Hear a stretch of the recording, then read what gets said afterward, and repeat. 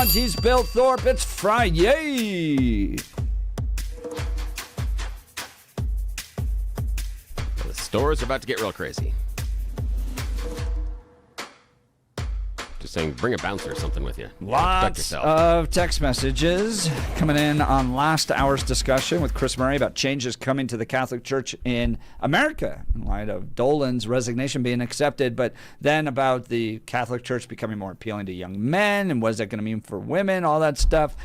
ILJ texted in. Guest was really good. I think he's right with thinking that women will be attracted to the kind of man who knows the Lord. He said, get to any Christian Bible-believing church. But he said, be careful of some of the woke churches out there. Yeah, of course. But yeah, great conversation with Mr. Murray. A lot of fun. Yeah, and you were a silent Catholic. Yeah. I thought maybe you guys would team up. Well, the thing is, the idea is when you're in that dynamic, it's awkward to have the two going back and forth. And yeah, I become the third wheel. And the idea is that if Chris and I start going down that road, is there any space in the conversation for you? And do he and I get into some of these strange minutia when I think the conversation on those terms is more useful for you as somewhat of an outsider coming in and asking certain questions, because I think it's more reflective of what the audience is going to ask. I want to hear from you just briefly, and then Gabe Evans is going to be joining us here in a minute. What do you think of the change with regards to Dolan? Did you think he was a good archbishop? Do you like the change? There are some things that I like and things that I disliked with Dolan, but overall, I think he was, vast majority of it was positive. Not surprisingly that I disagree with my church on a number of things. I'm just kind of like that. If people haven't noticed, just listen to the show so far in general. And I think, though, the process seems to be good. What I appreciated the most was it seems like this person is reflective of the way that Pope Leo sees the church going, but he isn't pulling one of his running buddies. From what I'm understanding, the idea that it's not, hey, I'm going to get all my best friends and we're going to have this really cool club. It seems that this is a person being chosen based on liturgical merit, and I appreciate that. And I think that is going to really help, because I'm not certain that the church always makes those choices. And so I am heartened by this selection. I don't know the individual very well. I like what Chris outlined there, but I think that this is a good choice from what I have seen so far. I can't judge until the person's in the job and I see what's doing, but I like it. I think it's good. It's sorry to see Dolan go, but he had to. That's the rules. 75, can't be there anymore. Yeah. All right. I wonder if Congress noticed. Yeah, right. Curious. We'd like to do something like that. Just saying. Hickenlooper, clearly not. He'll be in his 80s during this next term. Think about it. That'd be great. Just with a 3-year-old son. Yeah. A little combination of everything there. All right, we're going to be talking with Gabe Evans coming up here in just a second, Congressman from the 8th Congressional District. That's the northern part of Denver up into Weld County. It's going to be a fascinating conversation. Some controversial votes this week. We're going to hear directly from him. Now, though, is time for the news. Blake Olson. Blake Olson, news and comment.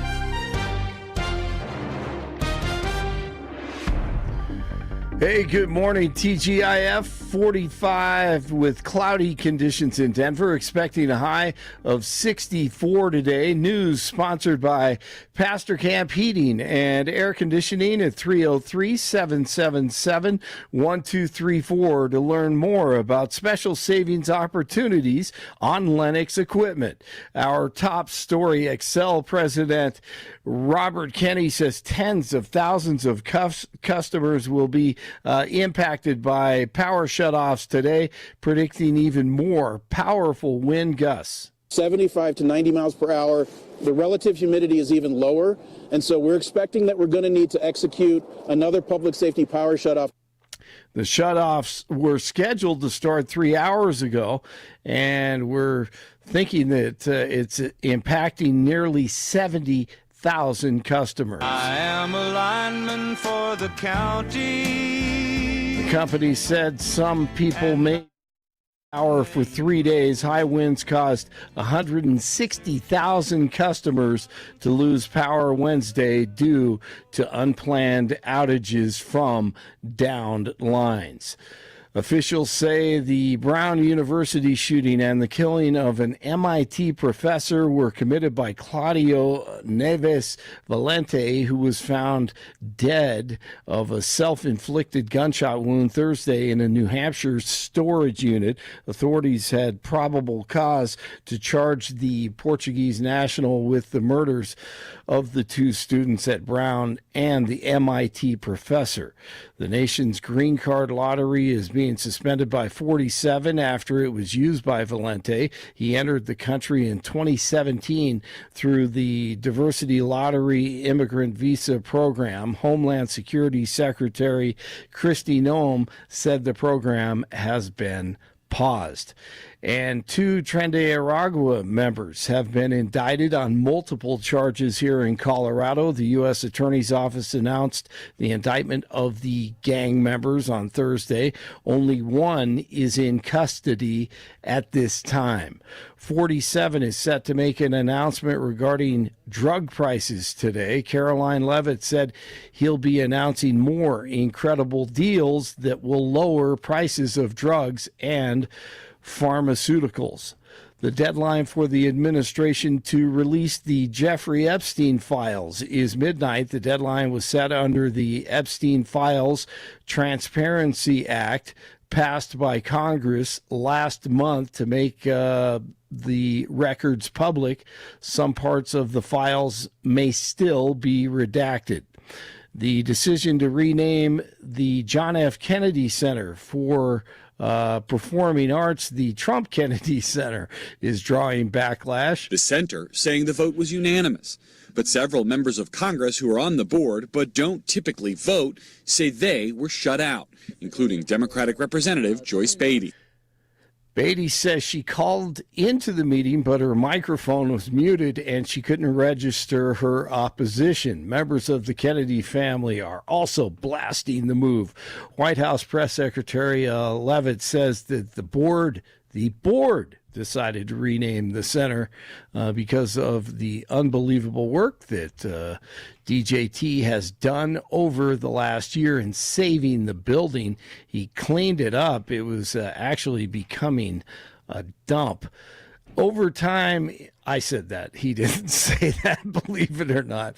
Overtime in Seattle last night, Seahawks down by 1 and going for 2 against the Rams. Warner in motion. Darnold throws, caught for the 2 points. Eric Saubert. That's one way to win it, 38-37. 2-point conversion in Seattle, and the Seahawk fans like Chris Murray go crazy. The college football playoff. The playoffs kick off tonight. 8-seeded Oklahoma, Boomer Sooner. They play host to 9th-seeded Alabama. The Sooners beat the Tide last month in the regular season 23-21. Should be a great game tonight. They canceled classes and the campus is closed today on a Friday, which it should be for the playoffs. Broncos on the practice field today, prepping for Sunday's big game against the Jags. They're going for 12 straight this weekend. The Magic at the Nuggets last night, 126-115. Murray, they're daring him to shoot the 3, and he says, I will. Again. Jamal Murray, 32.7 3-pointers. Winnipeg in town tonight take on the Avs at 7 o'clock. They'll drop the puck NHL action. 43 in Westminster, 44 in Highlands Ranch, and 45 in Denver. You're waking up with Jeff and Bill, and I got to play this really quick once again because the wind. I am a lineman for the county. It's not a Christmas song, but I love it. Maybe my favorite song of all time. Blake Olson, News Talks. Yeah, I think so. We'll for me. talk about that someday. Yeah, let's do it. Let's do it. Glenn Campbell was a freaking genius. He really was, to me. Blake Olson, News Talks, 710 KNUS. Temperatures bounce right back up again after a cooler day yesterday. We'll be upper 60s and near 70 today, but windy. It'll be especially windy in the foothills and along and west of I-25, especially north to the Wyoming line. Then temperatures go back down again as a Pacific cold front gets pushed into the area tonight and Saturday. Lows tonight upper 30s, high Saturday cooling to the 50s. Late tonight and Saturday a possible shower or two, then rebounding temperatures back to the 50s to near 60 for Sunday and Monday. Meteorologist Don Day in the 710 KNUS Weather Center.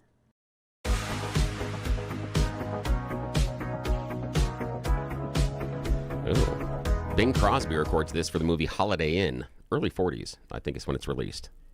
But here, listen for a sec.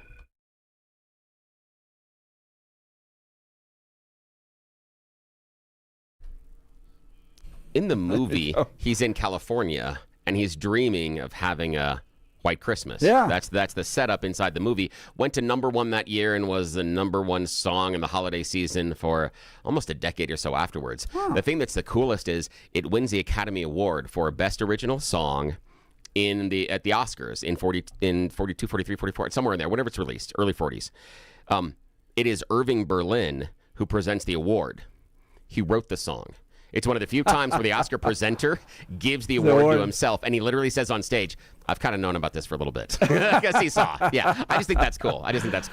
Well, lots to talk about. Some interesting bills this week up in Congress that have to do with sex change procedures on minors, and a lot of questions over some votes on this one. Joining to provide his perspective and some clarity, Congressman Gabe Evans joins the Jeff and Bill show. Good morning, Congressman. Morning. Always good to be on with you guys. Well, let's talk the two different votes on this bill, on the two different bills out there. So tell us why you voted yes on one, no on the other. Give us your reasoning. Yeah, let me first just take 15 seconds because we know there's 67,000. I think that was the number that I saw this morning, folks without power this morning.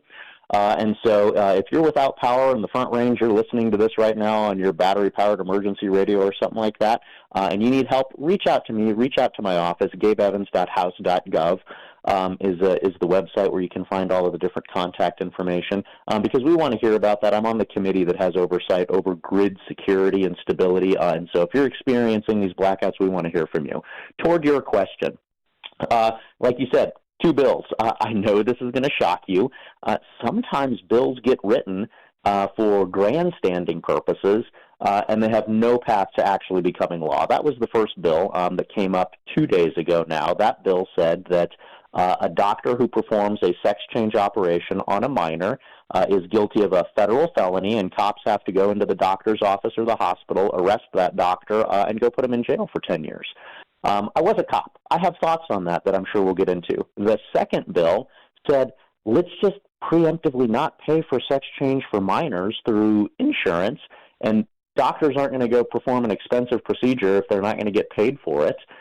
So we're equally as effective, much less, it's less heavy-handed. It actually saves the government money. And by the way, you're actually preemptively preventing sex change for minors from happening versus the criminal thing where you can only arrest somebody typically after the crime has occurred.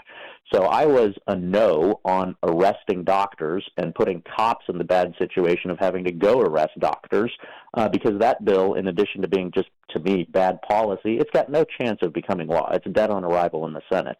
And I was a yes on not paying for sex change for minors, which, again, preemptively defunds that procedure, much lower level of government intrusion and government force involved there, and it actually saves money. So I want to get clarification and be crystal clear on all this, that you believe that sex change surgeries done on minors should be prohibited. Yeah, they're wildly inappropriate.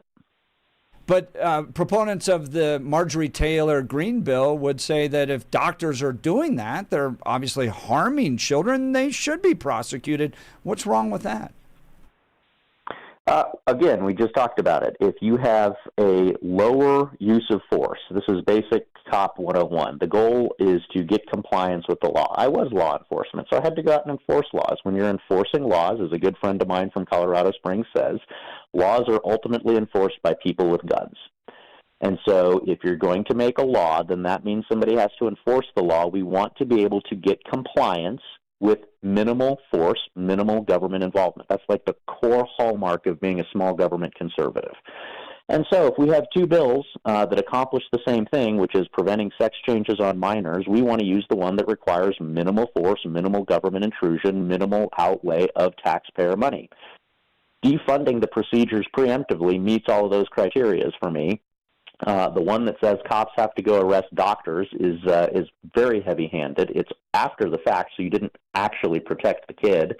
And it also has no chance of becoming law. So, I mean, if we're going to talk policy, that bill that says arresting doctors is the functional equivalent of an angry letter to the editor. It is dead on arrival in the Senate. It's not going anywhere.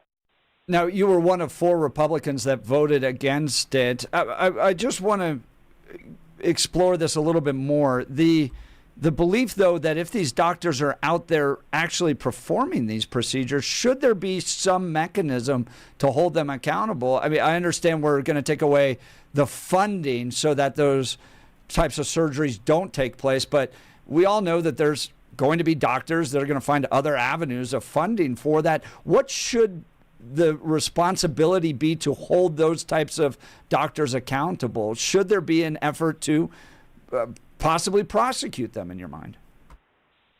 You got to get it past the Senate, and I mean that's the first question. How do you get something like that through the Senate? And I'm telling you right now, this bill that says that cops have to go into hospitals and doctors' offices to go arrest a doctor and make him a federal felon, it's not going to move through the Senate. So this is just a theoretical conversation right now.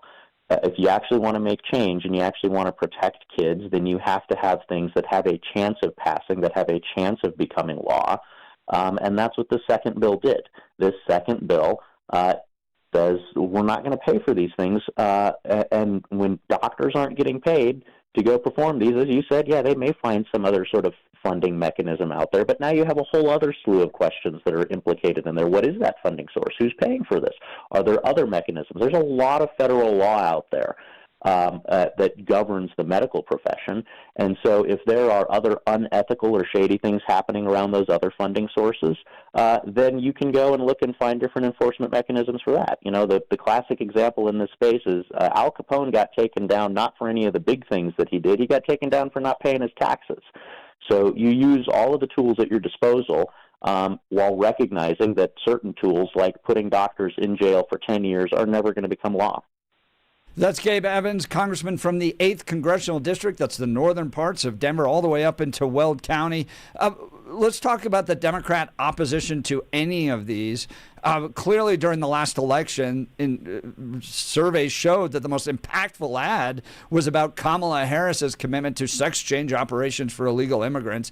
And yet Democrats continue to double down on these types of procedures, particularly for minors.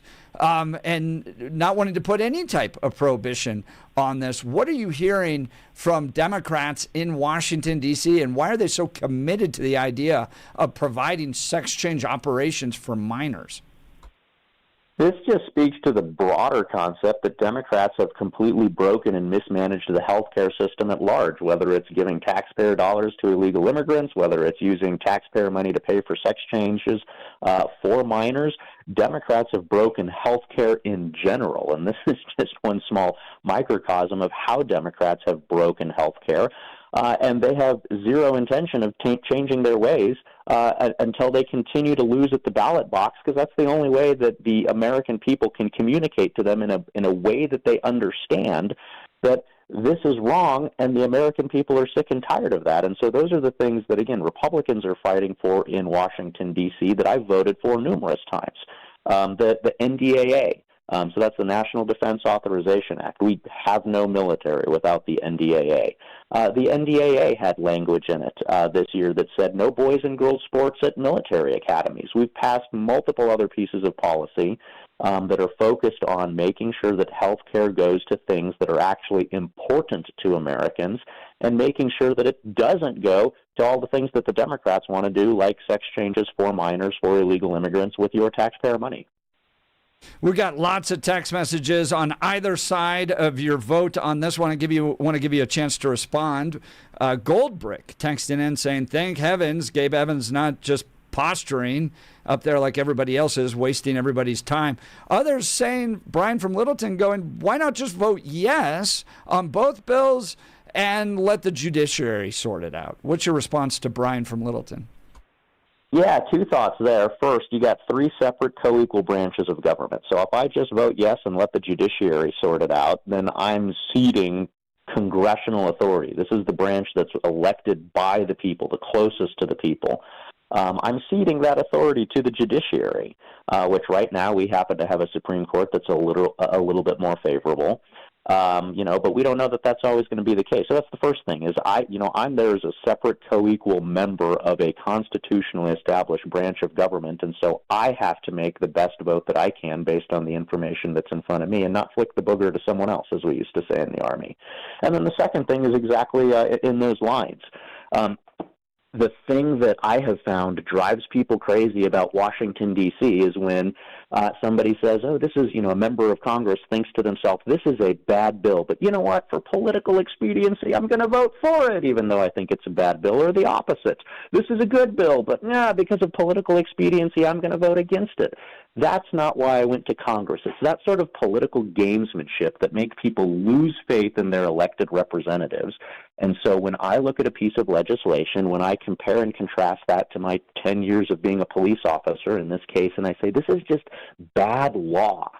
I mean, we're talking federal law here. That carries weight to it. This isn't just some political gamesmanship. I'm going to make a vote based on the policy, based on the law that's in front of me, and comparing and contrasting that with the 10 years I spent in law enforcement, the 12 years I spent in the military, being a husband for 16 years, a father, all the other experiences I have. I'm going to let my yes be yes and my no be no based on my analysis of the policy in front of me.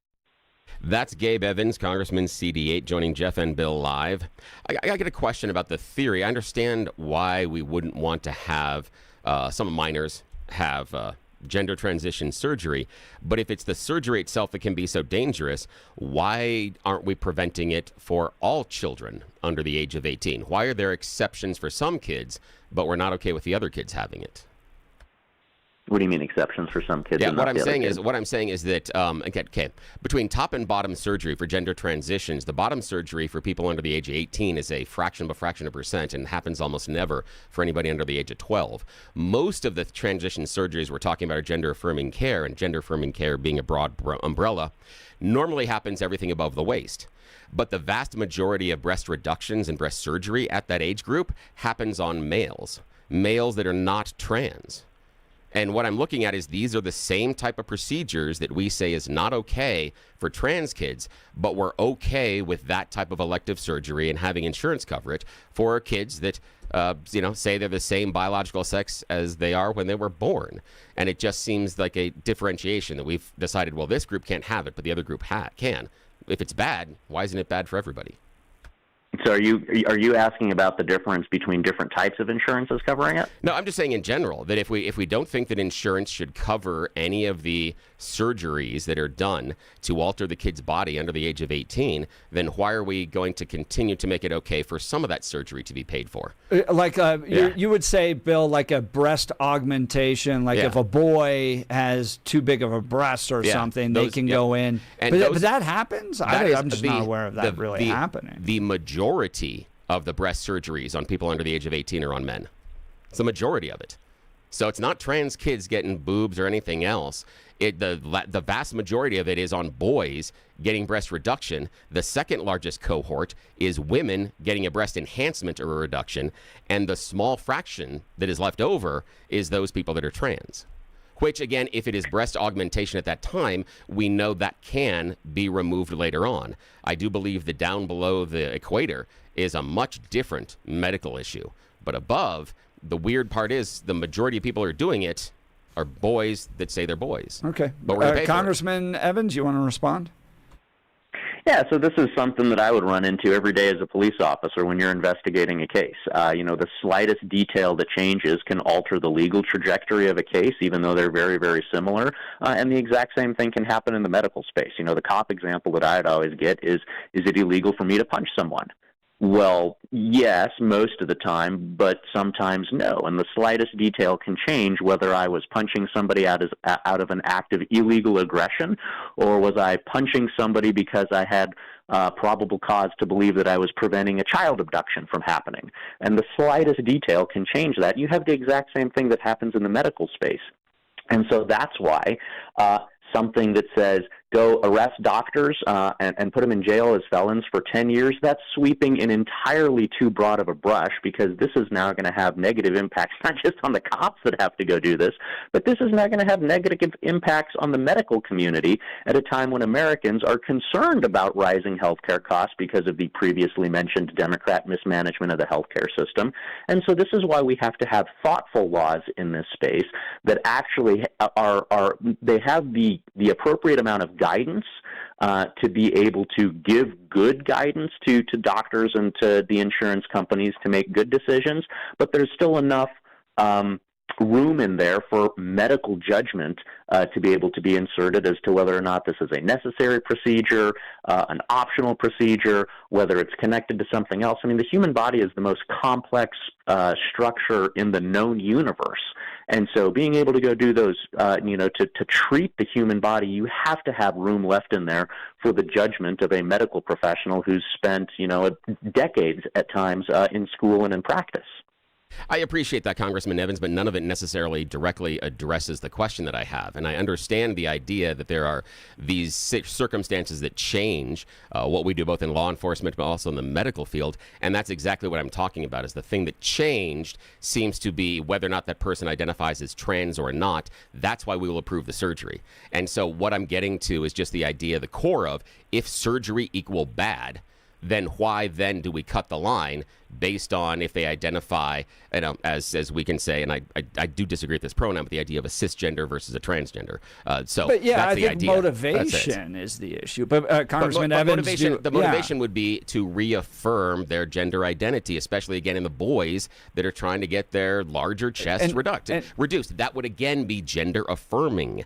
The issue is we just don't like it. Do you think it's the same? Yeah, I don't think it's the same. I think it's different. They feel it's psychologically it's the same thing. They feel awkward. They feel like they don't look right. They feel like they look like a girl in many ways, and so they're looking at it that way. That's why they're trying to get the two big boobs taken away. And majority of it in that age group is done on boys, and that's the only thing that I have a question about. And again, I'm not indicting Gabe Evans, and I'm not expecting him to run a bill, etc. I'm just talking larger. The larger conversation is questionable to me when we've identified this one cohort and say they can't have the surgery, but the other cohort can have the surgery, but we've identified the surgery as bad and negative. Why wouldn't it hold true for both groups? But again, that's for another day. Well, I'm happy to give Congressman Evans the ability to respond to that, if you'd like, sir.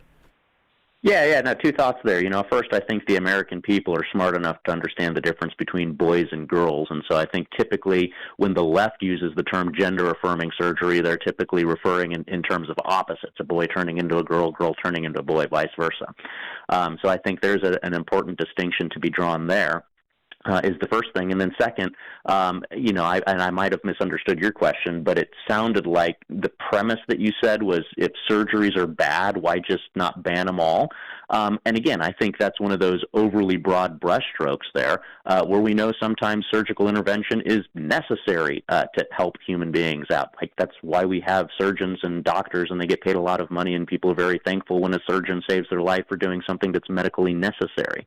But there's not you've got a gradient of things on that whole medically necessary spectrum just based on the complexities of the human body. And so that's why thoughtful, nuanced law, like the one we have that says we're not funding transgender procedures for minors, to me, that has a lot more nuance in it that doesn't negatively impact the broader healthcare system, like the chilling effect of doctors are going to go get arrested if they do something that a cop thinks that's gender affirming under this law. So sorry, you're going to be a federal felon and go to jail for 10 years. Like I can't get behind that. I'm 100% opposed to transgender procedures for minors.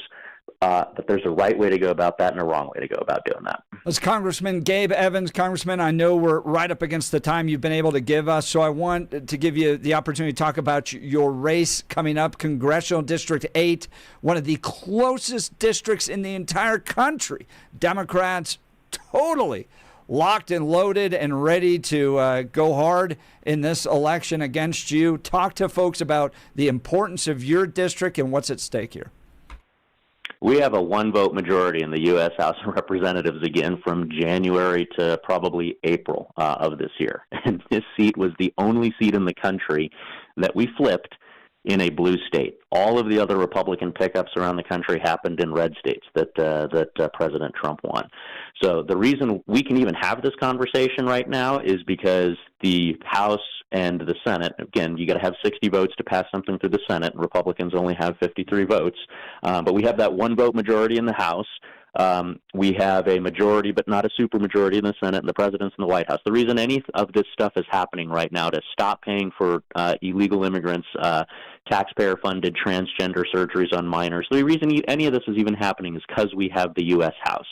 And there's an argument to be made that this was the seat that gave us that control of the U.S. House because it was the only flip seat in the country in a blue state. So holding this is what continues the common sense moving forward.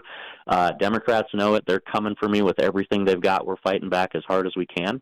And so that's kind of the snapshot going into next year. And as somebody who works in Congress, give folks a real quick perspective on what happens if Democrats end up with total control, the impeachments, the investigations, and all the time being sucked up towards that.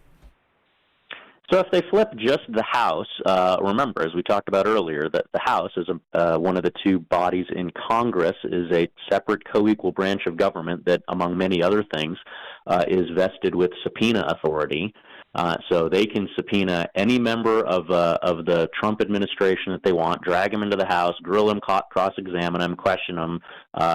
If they don't answer the question the way that the Democrat now, chairman of the Oversight Committee or whoever is grilling, now you have contempt of Congress charges. I mean, they can obstruct everything. They can block funding. They can bring everything to a halt. If we thought that the 43-day government shutdown that they just imposed on us for leverage, if you thought that was rough, that's going to be child's play compared to what happens if they flip the U.S. House. And again, January through April, we're down to a functional one-vote majority. Gabe Evans, Congressman from the 8th Congressional District, he began his interview by saying, if you're experiencing power outages right now, go to gabeevans.house.gov, gabeevans.house.gov. He's got resources there, but most importantly, he wants to hear directly from you the experience you're having because he sits on a very important committee regarding the nation's infrastructure and power grid. Congressman Evans, thank you for your time. Thank you for coming on to answer our questions. Yes, thanks a lot, and Merry Christmas. Always good to be on with you guys. Merry Christmas.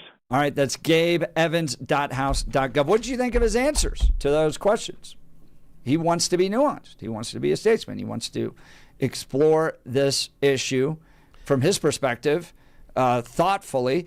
Look, I'm kind of the mindset of kicking down doors and arresting doctors who do this stuff, but he thinks there's another direction to go that's not requiring that. Yeah, I don't think, it's, again, I think for me, the largest argument of that is you're only coming in after the thing that you're trying to prevent. Yeah. And if you're really about prevention, then I think you need to focus on the front end. For me, that is the most persuasive argument. That if you go in and you arrest that doctor, what you're mad about and what you're angry about has already been accomplished. So is that necessarily going to be the solution?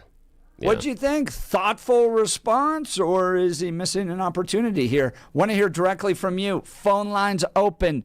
Jump in quick if you want to be a part of it. 303-696-1971. Text us on the Dan Caplis Law Text line at 720-819-5115. And guys, look, I fully recognize too, like I'm a pragmatist person, that I'm not running for office in the 8th Congressional District. I can sit here in my microphone and say, yeah, kick down the doors, arrest these guys. So is that part of it as well? Would love to hear from you. You're listening to The Jeff and Bill Show. This is Denver's Talk Leader, News Talk 710, KNUS.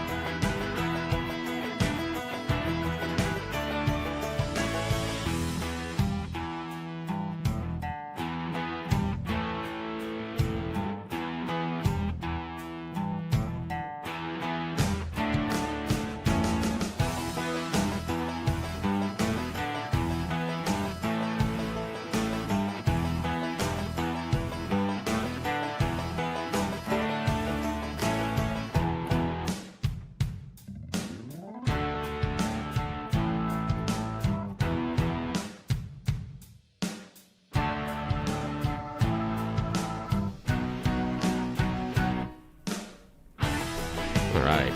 This is Brenda Lee. Yeah. Now, she's just 13 years old when she records this. 13? Yeah. Whoa. And it doesn't chart the first year, but it does become a hit the following year. The coolest thing about this, that in the background, is it's recorded in Nashville in the fall of the year that's released. Obviously, no snow. So 13-year-old Brenda said in order to get in the mood, they turned the air conditioning up all the way, so it was freezing in the studio. That's how they got into the mood. That is funny. Text message is hot on this one. Gabe Evans explaining a yes vote to defund trans surgeries, a no vote to imprison the doctors who do it, making the argument that it's not pragmatic. He was a police officer for 10 years, and to basically be kicking down doors and arresting these guys, not necessarily nuanced enough for him. He's trying to be a statesman. Do you applaud him for doing that? He represents a swing district. And this a nuanced vote, in his mind, he makes the argument that he is 100% against trans surgeries for minors. He just wants to stop them from happening as opposed to arresting them afterwards. Aaron Lee texting in, saying from Protect Kids Colorado, their ballot measures would prevent these procedures on children. Coloradans can do what their elected reps like Gabe won't do. Join us at protectkidscolorado.org. Wow. Directly from Aaron Lee. Let's go to the phone lines. Representative Brandy Bradley joining us. Good morning, Representative. You're on with Jeff and Bill. Yes, good morning. Good morning, guys. Always a pleasure. It's always nice to hear from you. What's on your mind? A lot to say about this. I appreciate Congressman Evans for coming on, but he's on the wrong side of this. I mean, in the state of Colorado, at the age of 12, parents are pretty much banned from going into medical rooms with their children. House Bill 241309 made it so taxpayers are funding these gender mutilation surgeries on children. I tried to pass an amendment to stop this on children under the age of 18. They passed it anyway. As medical professionals, we sign a Hippocratic oath to do no harm. This is child abuse, to cut off healthy body parts of children, and these doctors should be put in prison and federally charged. I am blown away that we would vote no on a bill that would charge people doing harm to children. I have no words. Yeah, Representative Bradley, I'm going to give you a chance to respond to his argument. He believes there's important nuance in here. Bill brought this up in his conversation. Sometimes boys get breast reductions for surgical purposes or for like kind of health purposes, not to change their genders. Would this have provided that type of nuance, or would those doctors also be arrested? What's your response? I think that's a ridiculous assessment. I mean, these boys, Bill and I talked on the side of this, these boys are getting extra tissue taken off. That's like taking a lipoma off at the dermatologist, okay? This is not changing your gender because you think that you're a girl. This is not a breast augmentation. This is taking extra tissue off of extra breast tissue. That's a nuance that you're using to scapegoat a bad, poor decision to vote against this bill. Now, could we make the argument that a female that is transitioning to male is doing the same thing, removing that tissue?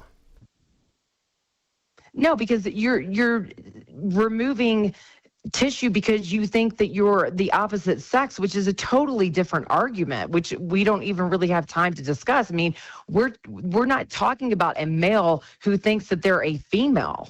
We're not talking about a mentally ill child that wants to change their gender.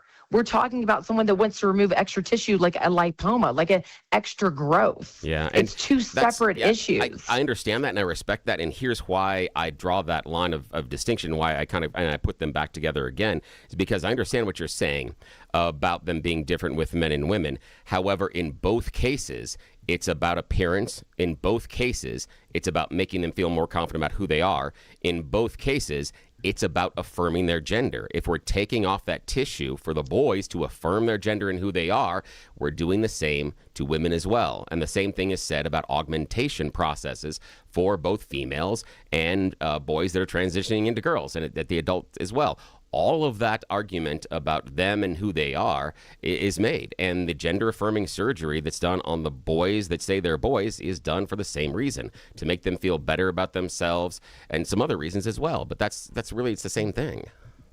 I wouldn't agree with you. I think that removing extra tissue is not really affirming their manhood. You're talking about chopping off healthy body parts versus taking extra tissue off of a chest wall. I as a medical professional, I totally see that differently, but we can agree to disagree on that. That's fair. That's Representative Brandy Bradley. We're talking the interview we just had with Gabe Evans. Gabe talking about his vote for yes on banning funding for transgender surgeries, saying that he 100% disagrees with the idea of doing trans surgeries on minors, but believes that Marjorie Taylor Greene's bill went too far in essentially allowing police officers to kick down doors and arrest doctors who are doing these.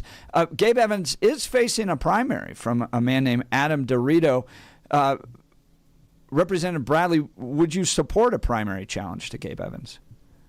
You know, I haven't even gone there right now, honestly, Jeff. My other question to Gabe is he's in a swing district, but if you look at the polling, I think it was 80% of Democrats disagree with gender mutilation and these surgeries. So where does he sit on that? I mean, I have Democrats and like the most radical feminists reaching out to me saying they do not agree with these mutilations. I had a transgender adult reach out to me and say, stop this nonsense on children that is fighting against this.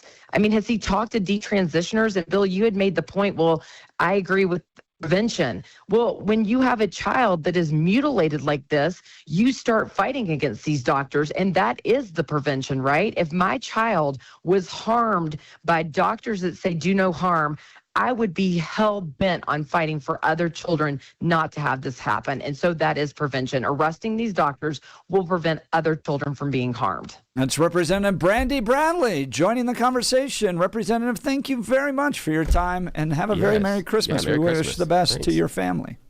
Hey, guys, Merry Christmas. Thanks so much. All right, we'll continue. Join the conversation. We are Denver's debate show. This is where the conversation takes place. There's no other program like this in Colorado. So if you agree with Gabe Evans, give us a call. If you disagree, give us a call as well. We want to hear from you. 303-696-1971. Text us on the Dan Caplis Law text line 720-819-5115. You're listening to The Jeff and Bill Show. This is Denver's Talk Leader, News Talk 710, KNUS.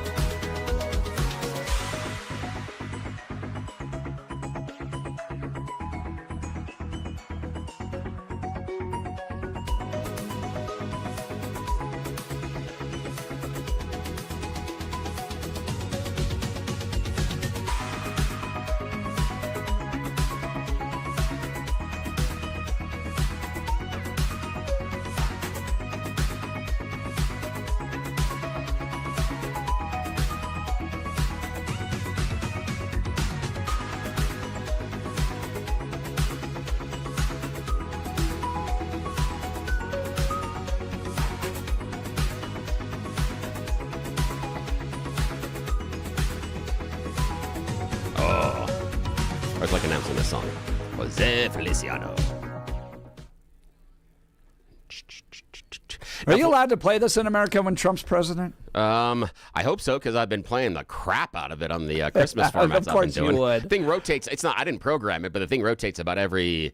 God, this is in a B rotation. Yeah, it's about every 4 hours is when it pops up. We only sing Christmas carols in English. Now, it's interesting you bring that up, my friend. History behind this song. Now, Jose Feliciano is doing a Christmas song. Music producer comes to him and says, we kind of need another one more upbeat. Can you do something? I need you to do something new. And he's like, yeah, it's a lot of pressure. Thanks. That's a jerk. Goes back. Originally wrote most of it in Spanish because obviously that's his native tongue. He comes back and he makes it bilingual because he knew the English American radio stations wouldn't be able to say no. It has English in it specifically for America. That's why it exists in bilingual. There you go. Yep.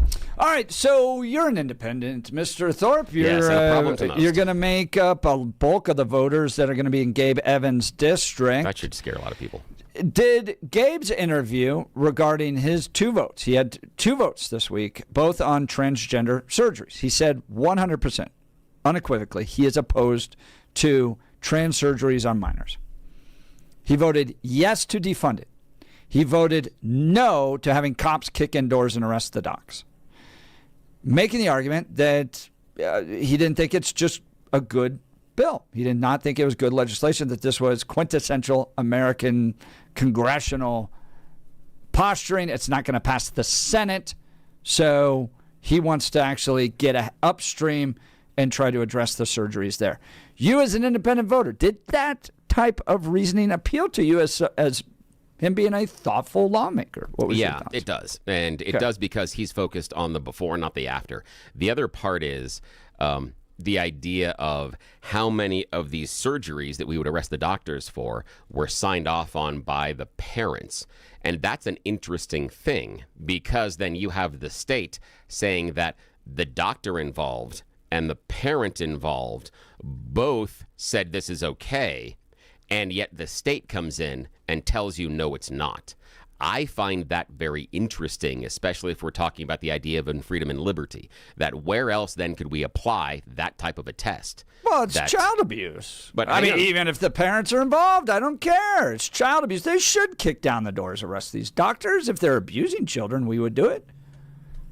But hang on, now the idea is it's still child abuse then for breast augmentation or rhinoplasty for people. Oh, motivation matters. It's part of the equation. See, that's the issue, is that the idea of motivation, that you've assumed that the parents have the bad moments. You disagree with the motives. So that's exactly my point about the state taking away the individual or the family's right to choose for themselves. Instead, we are going to make this, and it's going to be a forced conformity. But motivation is all part of criminal analysis, right? I know, but it doesn't make it criminal necessarily. If the person... Well, yes, motivation absolutely makes it criminal. No, but I'm saying this action doesn't necessarily make it criminal. We're just deciding that it's criminal. I don't agree that if the parent, the child, and the doctor all agree that this would be beneficial, that it's necessarily criminal. Now, I do have a real problem with anything happening below the equator. And I think that can have some really, really horrible health effects. But everything above the equator, we have seen both males and females go through that in various forms. There's a dude that got a breast enhancement for himself to win a bet. And he won tens of thousands of dollars. As a minor? Over it. No, as an adult. But I'm just saying. Well, and then he had it. Dumb. I know, but then he had it removed later. So I'm just saying that anything that is happening above the equator seems to be able to be reversed. And the idea that then we're deciding that's criminal. And so the idea is, if this behavior in and of itself is criminal, then why isn't it criminal against all the kids? Why are we only picking out the small group of kids that we don't like? 9722 text in, this is genital mutilation. And that's banned. Again, that would be below the equator. However, if I really want it to be a problem, as one of the texters said, that I always like to be the fly in the ointment, yeah, most Christians have an entire celebration over what some people would consider genital mutilation, and that'd be circumcision. And Jewish people do it as well. That is altering the genitals of an individual. The motivation matters. You can't change somebody's biological sex. But just here- by but here- cutting off things, that's all part of the equation here, is that you have a bunch of parents that are delusional, believing that if they chop off healthy body parts, whether it's below the equator or above, that you're somehow changing somebody's sex. A trans insane. male doesn't necessarily have to chop off anything. That can be a breast enhancement. That can be so. There's different things there. Oh, it's So, still doesn't necessarily a problem, and No. it should be. And look, We've just I decided would this group is the one recommend we don't kicking like. down doors and arresting doctors, but as I often point out, there's not a chance I'm ever being elected in this state. So, maybe that's part of the equation, and Gabe's just being smarter than me here. But he did say, I want to make it clear, he said 100% against these types of trans surgeries against minors. All right, we'll continue. You're listening to Jeff and Bill. This is CanUS.